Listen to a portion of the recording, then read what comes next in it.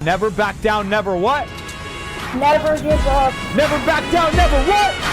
Never give up! Let's go! Lakan, Let's go! Gingitan, Balyahan at Siksikan, iilan lang yan sa maranasan mo sa pagsakay ng Light Rail Transit o LRT. Kamakailan kasi ibinalita ang aksidenteng pagkaipit ng daliri ng isang pasaherong lalaki sa pintuan ng isang bagon ng LRT1 sa Monumento Station. Ito ay kasabay ng morning rush hour matapos kumabit ang pasahero sa papasarang pintuan ng tren.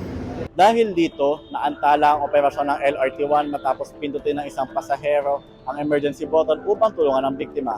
Ayon sa mga saksi sa kabila ng paliwanag kung bakit pinindot ang emergency button, sinabi umano ng kapitan ng tren na hindi dapat ito galawin. Base sa ulat, nangyari ang aksidente sa isang Generation 1 train kung saan wala itong automatic door sensors. Sa kabila nito, agad naman tinulungan ng pasahero ng train security personnel at inalok ng first aid treatment na kanya namang agad na tinanggihan. Nagbigay naman ng mensahe ang LRT1 tungkol sa issue at sinabi na mas pag-iigihan pa umano nila ang customer service training ng kanilang mga staff para maiwasan ang mga ganitong pangyayari. Kasalukuyang ginagamit pa rin kasi ang 12 Generation 1 trains ng LRT kahit kasalukuyang operational na ang mga bagong biling 4th Generation trains mula sa bansang Mexico.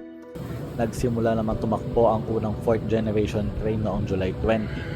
Ang mga bagong tren na ito ay may kabuuang kapasidad na 1,388 na pasahero per trip na makapagtataas ng daily ridership mula 280,000 hanggang 300,000. Sa kasalukuyan, 20 4th generation trains na sa Pilipinas at ang 10 iba pa ay darating sa pagitan ng Nobyembre 2023 at Pebrero 2024.